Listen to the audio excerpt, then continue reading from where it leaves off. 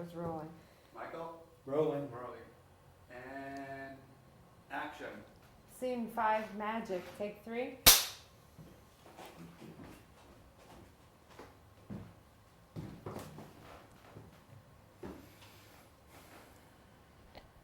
Just for a minute, I'd like to revisit the idea of the wand.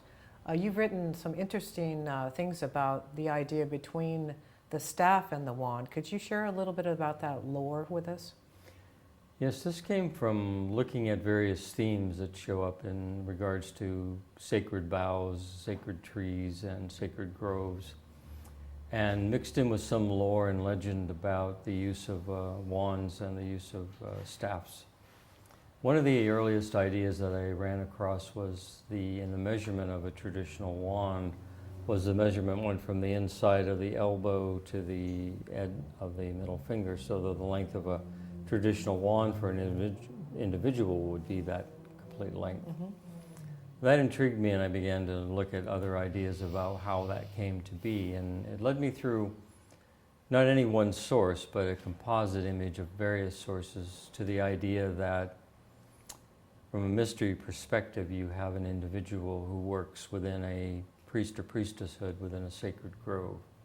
And there's a sacred tree associated with the grove. There's always one somewhere in the center.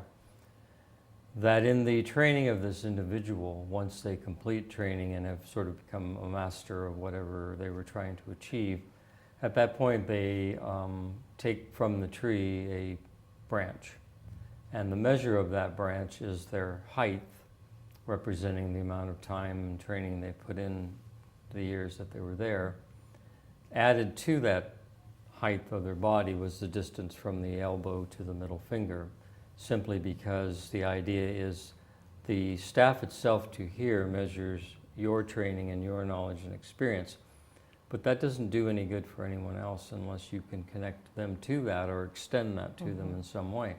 So the idea then became, by adding the distance of the wand, this is how we extend ourselves to others, putting a hand out or, reaching out for someone. So adding the height and depth of your experience to what you can extend to others, the length of the staff becomes your height plus the length of the wand. Mm-hmm. So this became, an idea of a symbol that would show somebody, like an old wizard going into a village, their staff would be higher than their height, which would indicate by the arm length, when they went like this, say hello with the staff, it would be the same measurement. Mm-hmm. And then there would be that correlation, that this was a priest or priestess from the sacred grove. And that's just an imagery that evolved as I looked at various ideas. It wasn't in a text, but it drew from this composite imagery of that particular idea. So the wand also becomes, in essence, a later version of that. It's what everybody carries. It's symbolic of that whole process. So your wand also marks you as what you extend to others, maybe a sign of your priest or priestess craft. It would all sort of be tied into that same imagery. Now, I know that I've read often and noted that there are many different trees that are considered having magical properties. How would one go about picking, a particular wood that would be in association with a witch? Well, there are lots of books that have correspondences to the magical or spiritual properties of trees, and those are readily available. I think people, if they needed to, could kind of look through there and find maybe something that resonated with their character or some character that they want to develop within themselves, and then choose that specific wood. Mm-hmm. I think a lot of people, though, grow up just with a natural affinity for a type of tree. I've met many people who just seem to favor one tree over another. Or maybe it's the myth and legend of a tree that always intrigued them. So that would be something from a spiritual perspective, that you might want to choose that particular wood for your wand. Well, that brings up an interesting point too, that trees have always been a large part of the paradigm of a witch. Since ancient times, trees have been venerated and been very important in tribal situations and other ideas. Why do you think that is? Part of it may be just the general wiring of our species, because we were originally a forest-dwelling people. We cut our teeth on the forest, and we actually still have forests around us. Any neighborhood has trees, and you might think that that's just the idea of wanting shade. But could it not be also a memory of living in the forest and not wanting to be, outside of the realm of trees? So the trees have been very prominent in myths and legends. Sometimes the gods will transform someone into a tree. We see that especially in the Greco-Roman myths. Trees also show up as being the creators. In some of the Germanic and Northern European ideas, you have the gods create humans from ash trees. This also shows up in Southern Europe, and the idea that the first race of men made by Zeus was where they were made from ash trees. So they have different connections. There's also very ancient lore that the souls of the dead wait within trees to be reborn. So there seems to be this intimate connection everywhere you look with this mythology, that the tree is more than just a tree to the humans. There's a relationship born that comes out of that. There's even a folk custom that's still prevalent in some rural areas, whereas if a infant is born with a deformity or some part of their body isn't working properly, what you'll find is that the folk magic practitioners will take a sapling and they'll actually split the sapling open and they peel it, and then they pass the infant through the opening in the tree with the idea that they're rebirthing the child through the tree so that the deformity is fixed. It's kind of like trying again. Didn't come out right this time, let's pass it through a tree. So that's an interesting thing. And then they take the sapling and they rejoin it and they bind it so that it heals back together. And the idea is as the tree heals, so too does the child heal. So it's just this really interesting connection, the infinity that we seem to have for trees. Now, I noticed that you've talked about the idea of the mythologies that exist with trees, but how important are the ideas of myths and legends in modern practice of witchcraft? Well, I think part of their importance resides in the fact that they record a lot of ancient beliefs. These stories were created based upon what people believed was happening around them. They weren't really originally just entertaining stories. They were ways in which people remembered and passed on ideas about gods and magic, goddesses, spirits. It gives us a footprint through the sands of time, that you can look back at these myths and see what was important to our ancestors. What was the theme they kept passing on? Who populated these myths? And what was the interaction between humans and spirits or deities or whatever the myth might have been about?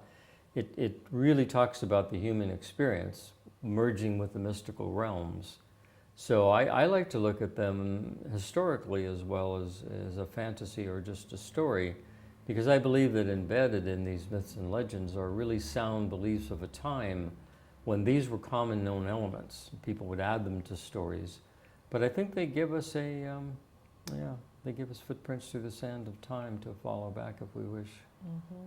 Well, I know that Joseph Campbell has often said that we as humans are each writing our own mythologies through the experience of our lives. And actually, in regard to what you're saying, is that we're actually leaving our footprints in the sand as well. We are. Everybody has their own story, and that story does add to the whole. Mm-hmm. And I think that was one of the important reasons why the bards came to be prominent as they were in societies. They were the ones who were the best storytellers. They were the ones who could entertain and enlighten people through stories. Kind of reminds me a little bit of the value of greeting cards. Like people will go and look for a greeting card or a romance card or whatever it might be, because they don't feel they can say it as well as the person who wrote the card. So there's always this need to communicate and this need to express and to tell a story. But sometimes we turn to others for those stories, even though we're, like, as you say, writing our own. Well, some are better at writing than others. It's just the way it is. Okay. This is a clapper. Okay. Are you happy with that? Rites? It's going to start out, yes, it is going into ritual. It's still, the first part's still talking a little bit about magic, but it leads into the ritual aspect of it. We can keep rolling. Okay. We covered, yeah, we did cover fairies earlier, didn't we? Mhm. Okay.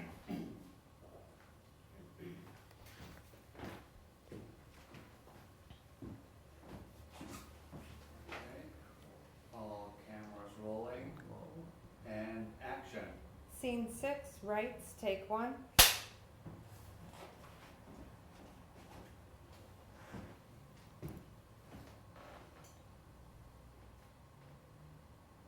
I've noticed that in modern witchcraft that there are many books that have written and talked about, wait, I gotta say that again, that was wrong.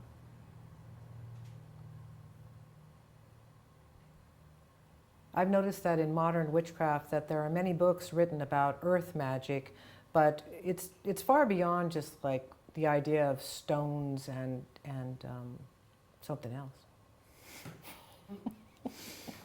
Time for a drink. Reorganize your thoughts. Oh yeah, okay. Okay. Driving me to drink. I know. In modern witchcraft, there are many books that have written about earth magic, but they basically cover a lot in herbs and stones. What else is there beyond that? Beyond that idea for ritual or for magic? For or- earth magic itself. The idea is not only using an object like an herb or a stone, but understanding the importance of how that connects you to what's happening in the land. Our ancestors chose these things to represent and symbolize a variety of things, so we have correspondences now. And it wasn't arbitrary, you know. They didn't sit around going, I don't know, that plant, what do you think? Oh, associated with Venus? I don't know, what do you guys think? You know, it wasn't done like that. They began to associate things with a plant or a stone or whatever it might have been by what always happened or seemed to happen around that object. Whenever you're around this flower, this thing tended to happen, or this stone. These experiences were common. So they created this idea, and this is really the basis of earth magic.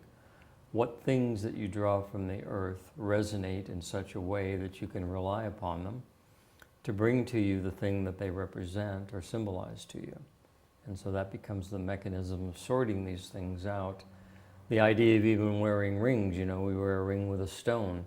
That stone means something to us. Mm-hmm. And so we become aligned to the resonance or vibration, as we might say, of what that stone's about. It might also remind us of a legend or a fairy tale in which that stone was used, and we like that idea. So the jewelry that we wear magically often are symbols of things that we retain and want to carry with us, a concept and idea. And that's part of earth magic too, to be wearing jewelry mined from the earth, stone and metal. Mm-hmm. In the context of moving from that kind of thought process to what about the earth's magic itself in the context of seasons and tides? How do those affect, or how are those effective in magic? The idea of there being seasons and tides, not only the earth tides of what we might call the 4 seasons, but we also have mystical tides, which our ancients used the moon to represent the cyclical changes that are internal, that are spiritual as well. And earth magic is being cognizant of those cycles, both of the earth and those that affect the earth. For example, the mention of the idea of the migration of animals is a good representation of earth magic, because it's a resonant that happens within the land that alerts the creatures that live off this land to move and to adjust and to kind of move in harmony with the earth's energies that are shifting. So it's really an underlying force, I think, for a lot of our magic and even ritual, is the idea of what is happening in the land, how does that affect us, and what is affecting the land that it's functioning or resonating in that way. Because in magic, everything's interconnected. Nothing is separated from any other thing. That's why links have symbols and power to them. One thing links something to another person. The old idea was in folk magic, if you had a lock of hair from someone, then you had influence over that person. And that ties in with the basic concept of everything's interconnected. If you have a lock of hair, then there's an etheric thread connection to the individual whose hair that is. Thoughts and emotions focused on the hair theoretically affect the person. So in a lover's spell, if you had a lock of hair, the old idea would have been that you could draw the attention of that person from a distance to you by touching the hair and talking to the person as though they were there and influencing them in some way to visit you or care about you or whatever it might have been. And these are the old ideas of folk magic, using sound principles but extending it in more simplistic ways. Now, I know in recent times that you've written about a concept that's called the organic memory of the earth, and I believe that you refer to it as shadow.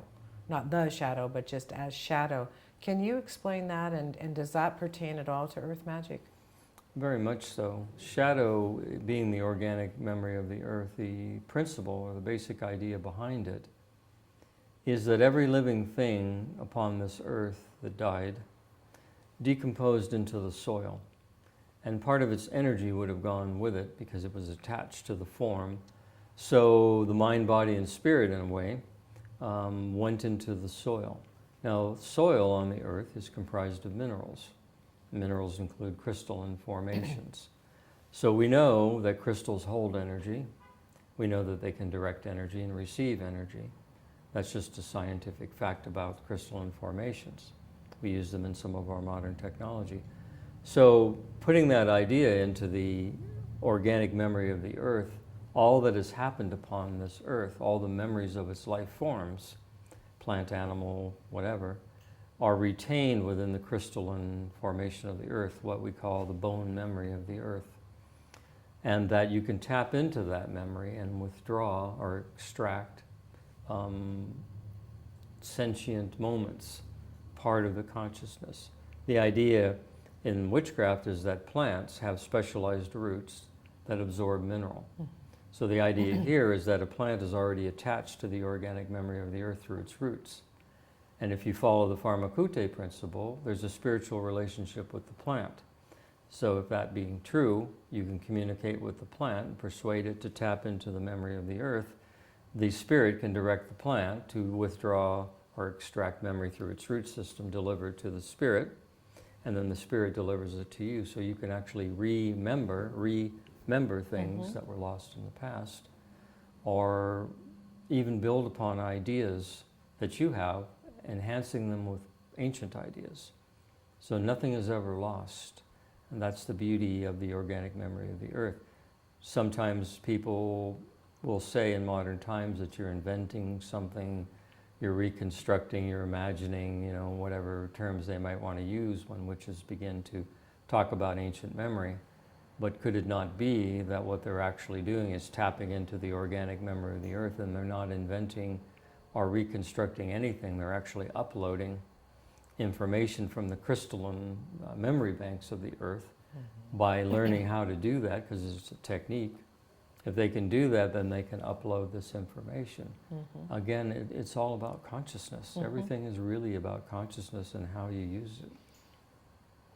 It brings to mind the idea of the Akashic records in contrast to the idea of the organic memory of the earth. Right. And that I've always kind of resonated with the idea that witches are really terrestrial because we exist and live in this dimension, in this earthly plane, although we're always reaching for the stars, but that the celestial or the Akashic really remains and is belongs to another philosophy that it really resonates more with that practice of earth magic and this dimension and working, with the consciousness of things that are here and now. Well, it's true that older forms of witchcraft are very rooted systems, very organic, tied to the land and to all the things that are happening within the land and what the land produces. The Akashic Records is primarily an Eastern mysticism concept in which it is believed that all the events that happened on the earth with life forms, that memory is in the ether of the planet. It's somehow in the magnetic sphere of the earth, and that you can tap into that, just like we say you can tap into the organic memory of the earth. So it's almost like the Eastern mysticism people are seeing it more astrally or more celestial, that it's sort of up there and around us. Whereas witches have always been down in the leaves and the dirt and the rocks, you know, they're very earthy. And so it makes more sense to me that the witches would see memory in the land rather than up in the sky. Not that one is superior to the other, they're just different ways of looking at the one idea. Now I want to switch just for a moment to and recite something that I know is part of a more recent paradigm for you.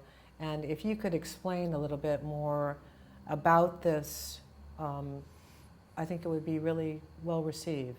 And that is that I am descended from the stars, fated by the sun, envisioned by the moon, given form by the land, and I stand with feet rooted in shadow, reaching upward towards the stars.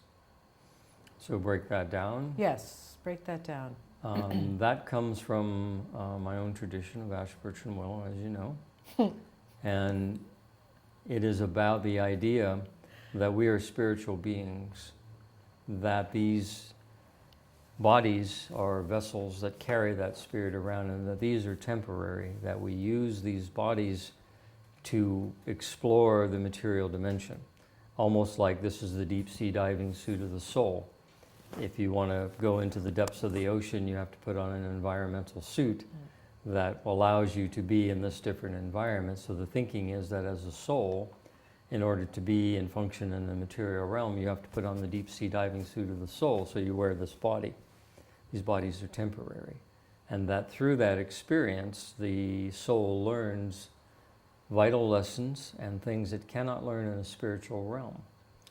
Again, we return to the idea of the dream world and this world. In the soul's realm, anything is possible. It's all shifting and transitional. Sorry to interrupt. Yes. Okay.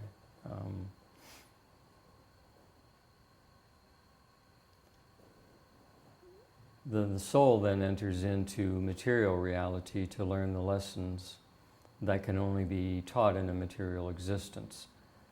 Because in the soul's realm, it's really more like the dream mind realm, in which anything's possible, everything's in flux and transition.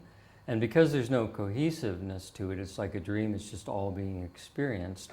The lessons you can learn from that are fewer than the lessons you learn when something is measured. This reality teaches the soul discipline. It teaches the soul linear thinking and the effects of finite reasoning. So this is an educational realm for the soul to come into. It's like you can't dream all the time. In order to create this chair, for example, you have to have ways in which this chair is created and done all the time. And you learn how to make a chair because you live in a dimension of physical reality. Whereas in a spiritual reality, there wouldn't really even be a reason to create the chair. So the soul has to come into the second type of reasoning in order for it to become a whole and complete consciousness. So we say that we are descended from the stars, meaning that our home is not here in this realm, that we are celestial or spiritual beings. That we are fated by the sun, meaning as we descend into earthly life, we have a birth moment, which people would call our zodiac sign. Our natal chart, whether you're born in Aries, a Sagittarius, a Cancer, Gemini, whatever it might be. You're fated by the sun, meaning there's an imprint upon your spirit based upon your birth chart, metaphysical reasoning behind that. Envisioned by the moon means that everything has to be a thought before it's a thing. So your body has to be envisioned before it's actually physical. So we say in the astral or lunar sphere, the body is first envisioned. So envisioned by the moon.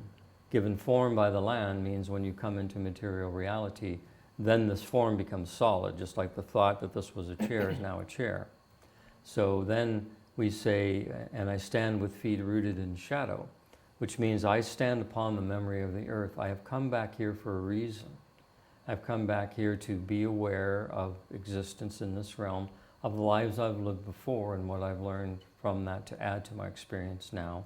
So I'm tapping into shadow, the organic memory of the earth, so I don't have to start all over. I have access to the memory bank, if you will. And then it says, and I reach upward towards the stars, meaning I return to where I came to complete the cycle of descent, I return to my place of origin. I go home to the stars. It's a spiritual idea of leaving the body. The soul does not see that as death the way that humankind would. The soul sees it as, okay, now it's time to return home. Because the soul sees these bodies that it inhabits through many lifetimes, very much like you and I would see an outfit that we wear. We would take it off at the end of the day and put it away. We don't cry and grieve about it. That day for that thing is over. Some things we enjoy more. We love that outfit. And sometimes if something happens to that outfit, it's more tragic, it's more emotional. And that may be a soul memory too. I really love that lifetime. It was cut short or whatever it might have been. But overall, it's not as traumatic to the soul, the death of the body that it wears, because it knows this is temporary and will be left behind.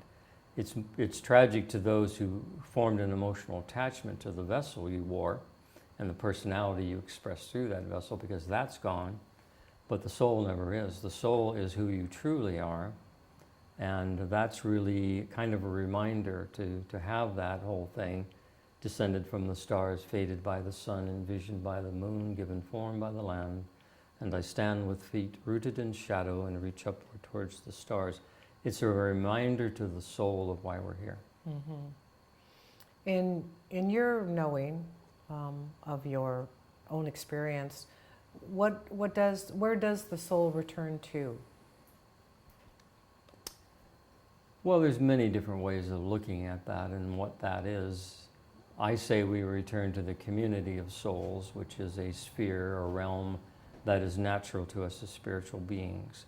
It is where we originated and where we thrive as spirit beings, whether you want to call it a dimension or a realm or part of the mind of the divine, whatever it might be. It is a returning to home. Coming here is a temporary, it's like going to work every day, leaving your home and going to work to do the work you need to do here so that you can pay for the home you live in, would be an analogy that the soul really has a home, but it has to go elsewhere occasionally and then return to that home for a variety of reasons. So do you look at that as the soul returning home and being reborn as the philosophy or the idea of reincarnation? Well, reincarnation would be the process of rebirth into the material realm, but I believe that there are rebirths into other realms. I don't believe material realm is the only place we learn or come to. I think there are spirit realms that we are born into. The idea being in some cult philosophies is that we become spirit guides to those who still need flesh bodies, and we help move them along because we've already done it, so we have the experience, and we turn around, guide them through life. That's one philosophy of what happens on the other side. But I believe it's multifaceted. I believe the soul, the education of the soul is a multi-layered process. What you're doing is you're born from the divine. We are all the spark of that which created everything. That's where our soul came from. And so that divine spark within us is born and needs education, it needs growing, it needs maturity, just like all things do. As above, so below, the examples are the same. We go through those formations, but I think that understanding that we are the offspring of that which created the universe, and that each time we return home, we return with more experience that we then share with the source of where we came from. Some people use the idea that God is all-knowing. Well, it may be that God is all-knowing because it knows all that is happening through the people, through the souls that are experiencing life. These souls are sharing back the memories of their lifetimes, in which case the divine knows all things because the souls are sharing their unique experiences with the divine. And so all of a sudden, the divine mind is all-knowing because of the parts, us, that comprise the mind of the divine. Now, I have heard the phrase, or I've even heard people say to one another, oh, you're an old soul, or you're a young soul. What does that mean? Well, I think to most people the idea means that you've been here many times. There's one belief that at some point you've reached the level at which material life has nothing to offer you anymore. It has nothing to teach you. You've mastered it. And the idea at that point is you're a very old soul. You may not be back again because you don't need to be here anymore. One idea is when we look at the spiritual masters, the idea of the past, the idea is that they were souls who passed through this material existence, no longer needed to come back, but personally chose to come back, not for themselves or their education, but to serve other people. And this would be the masters that we call Buddha, Krishna, Jesus, all these people that came back and were spiritual masters or avatars of their age. One metaphysical view of that is these are souls who became masters and then decided of their own free will to come back one more time when they didn't need to help other people, and that would be a spiritual gift.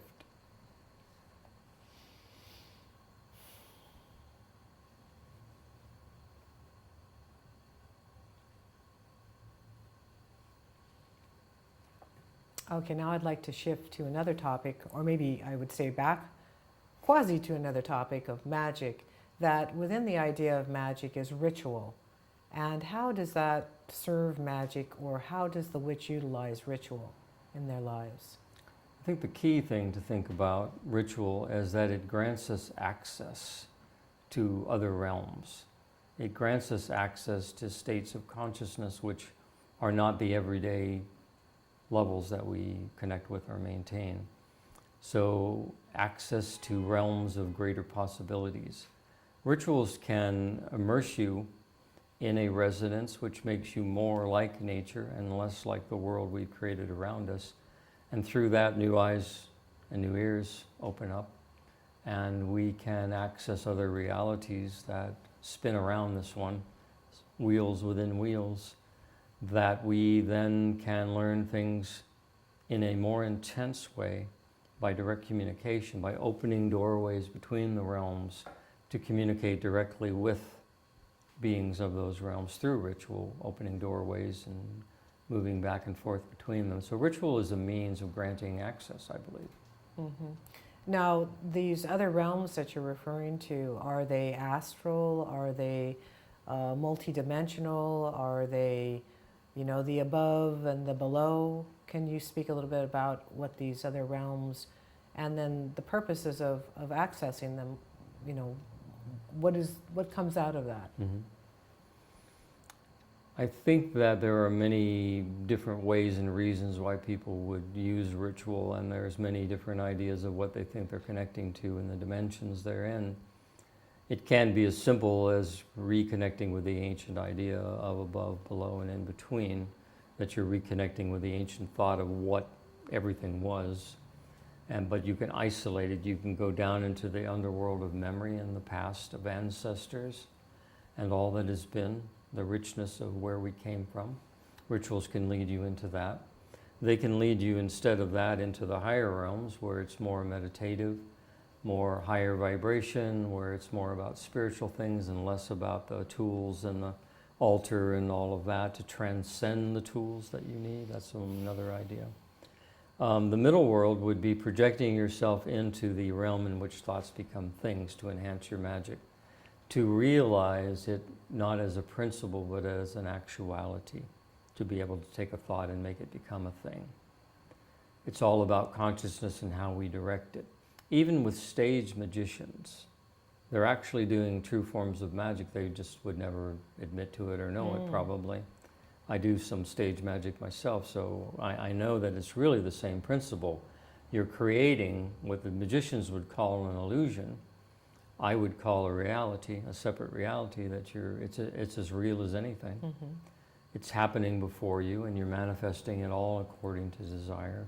So you've entered a middle realm in which you decide the rules, and you decide how things will be or won't be by entering into that middle realm. And I think ritual is like one of three doors. Which door are you going to open? And then your ritual would lead you through that doorway. Mm-hmm.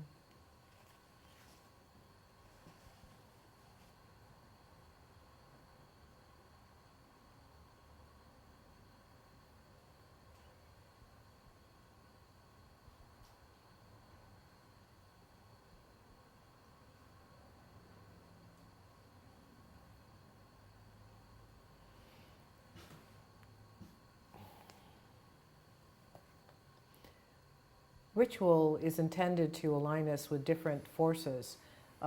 They could be terrestrial or celestial. How does that work, and how is that, again, beneficial? The idea there is that there are natural currents crossing this planet, magnetic currents that are measurable, electromagnetic fields, mantle of the Earth, its interaction with the gravitational pull of the sun and the moon, creates centers of stress on the planet, which cause energy to move north or south, east or west, however the patterns may run. And that we see in this that the four seasons sort of tie into when these things are running which way. And so ritual becomes a means of opening up, like casting a circle, for example, is very common in ritual. The idea is to create a container, a sacred space in which to focus that energy in. So if I want to take advantage of a spring tide, the energy that's moving at springtime, you can do a ritual in which you cast a circle and impregnate the circle by drawing in all the symbolism of spring and all the things you think about spring and pouring that into your circle. The circle keeps it intact. It's like pouring water into a glass, keeps it from spilling all over the counter. So now you have it in a glass. You can now add things to that glass of water, right, to flavor it. Well, same thing. You can add things to the ritual energy you've poured into the circle to enhance it. Perhaps your idea at that time is, it's spring, so I want to plant new seeds for my spiritual harvest or the outcome of my life. So rather than physically planting seeds, you can symbolize a seed to represent my career, my relationship, and then you anoint those seeds. You represent my relationships I want to grow. You represent my career I want to grow. You impregnate it with the energy that you've poured into your spring ritual. Once they're saturated with those thoughts, and then you think them through, what does that mean to me? What do I want this relation to grow to? What do I want my career to grow to? My education, whatever it might be. Really implant, while holding those seeds, really implant that idea till you see it clearly. And then when you physically plant those seeds in the tide of earth that is springtime, those seeds then sprout. And then by taking care of those seeds and watching how that plant grows, watering it and caring for it, what you're really doing is you're investing yourself in the outcome of that which you planted.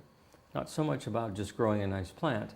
It is becoming actively involved in that plant, so that by the time that plant grows to seed, to flower into seed, you've come to the fullness of what you projected. So now, metaphorically, you can harvest the desires you planted at spring, and in that case you do another ritual which ties in with the harvest, and then you would take literally seeds from that plant, maybe even bits of matter from the plant, put them into your harvest ritual and claim that you've received all of these things and these ideas and goals already, even if you haven't yet. You claim them as though you had, because that's seeing the vision through to the end, and that enhances your magic. So these rituals are actually carrying you through, sustaining you and nourishing you through their energies, tied to what's actually happening in the earth. You're using the earth to be the wind in your sail, because it's springtime, it's harvesting time, it's growing time. So by honoring the seasons, by doing rituals that coincide with the energy of the earth, you become more empowered in your own magic and ritual through those connections.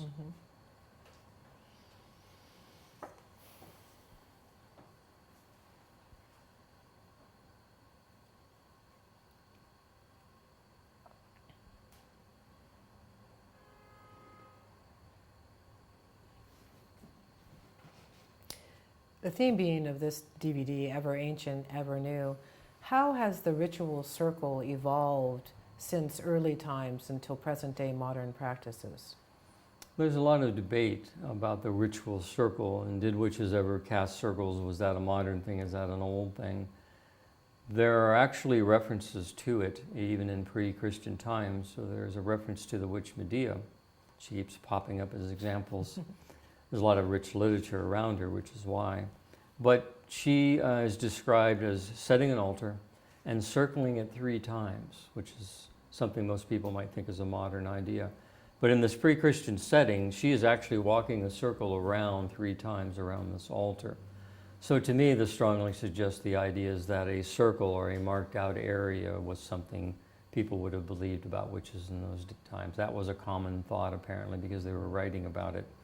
It doesn't prove that they were, but it also doesn't disprove anything either. So it's something that was said, it's written down, it's referenced, and then I suppose it's which camp you want to sit in. Does that particular setting suggest that maybe witches were casting circles in ancient times?